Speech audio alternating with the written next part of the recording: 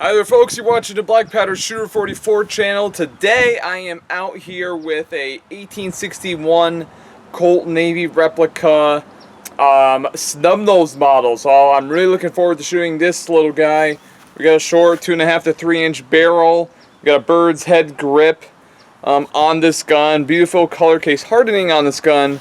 It is unfired. I just loaded up the chambers. I haven't capped it up yet. Loaded up the chambers with a 375 round ball, 22 grains of 3F Pyrex, and a little bore butter over the top. You got to load these guns off the gun, which is a little bit of a pain. I do have my cylinder loading stand, but I'm doing a little bit of a different tactic today. They do provide you with a loading tool, which is actually something I'm using today. So this definitely comes in handy. But let's cap it up and fire it down range. Alright, the 1861 Navy is loaded up and capped up.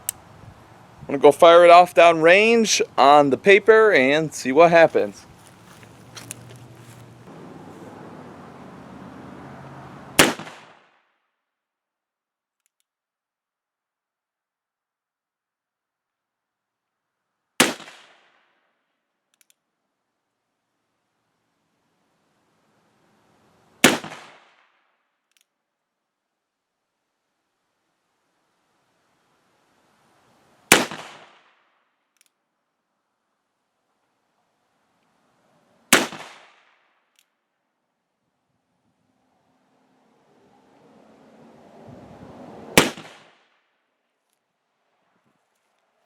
Real good grouping. Let's take a closer look.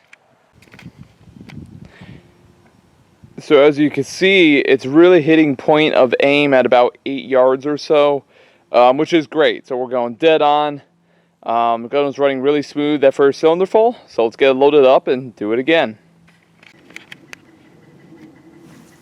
Okay, so I am doing this out of the back of my car today. It does help having a table for sure when you're doing a loading process like this. But I knocked off the barrel, took it off the gun, just give it a tap with a mallet.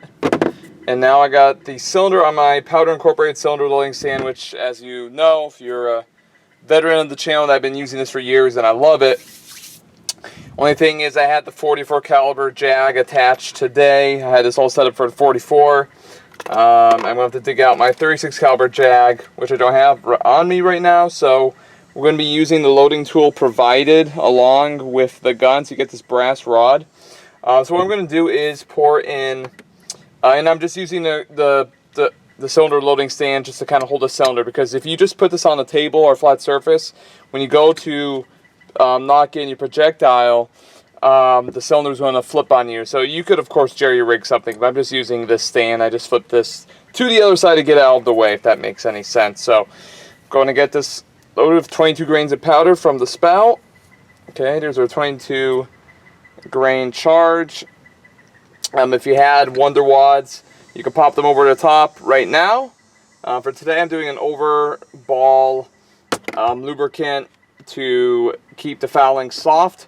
So what I'm going to do now is put this rod over the ball, give it a good few hard taps with the mallet, and we see that projectile home. The 375 round ball is perfect because we got a good ring of lead there. That ball, see it deep in the chamber, and I could fit some more powder in there if I wanted to, but that gives us a good seal. Now I'm going to put some bore butter on top at the end, or I might just use my homemade ball lubricant, either one. Cap it up, and then we'll go shoot it again, alright? Okay, the 1861 Navy's loaded up again. This bore butter is melting everywhere, but that's alright. We're going to take on some steel this time and see if we can get 6 for 6.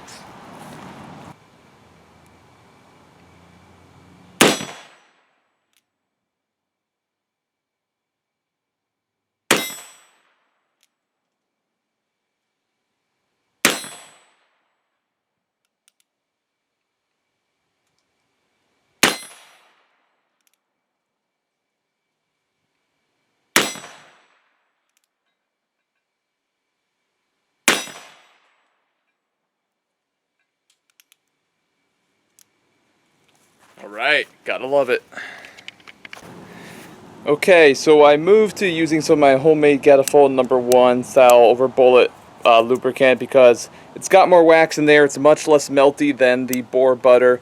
Boar butter's melting all over the place. But anyway, we got our reactive targets down there. Let's see if we could take them out with the 1861 Navy revolver.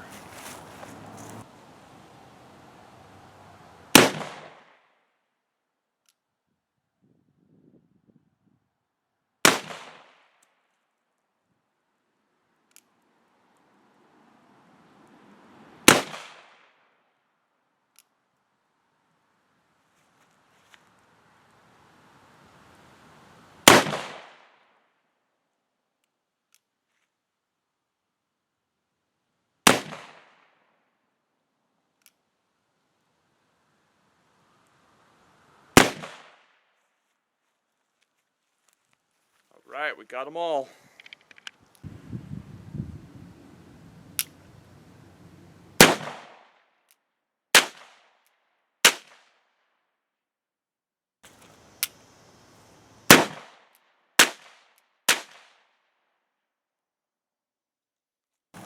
Okay, that's going to do it on our video with the 1861 Navy running smooth after 4 cylinders fired through it today. Hey, quick little video here today, but what can you say about this gun? Just another awesome cap and ball revolver to have in your collection, right? And I mentioned that it's running smoothly using some of this Blackie Thomas made gun butter. Put it on the arbor pin before I shot today. And this gun's running super smooth after, a couple cylinders through. So I highly recommend this stuff. I really do like it. It's well made. But anyway, this gun's very accurate with shooting point of aim, which is really not what I was expecting with such a short-barreled Colt-style open-top revolver. Loading it is a little bit of a pain, because you have to take the cylinder off every time you go to load it.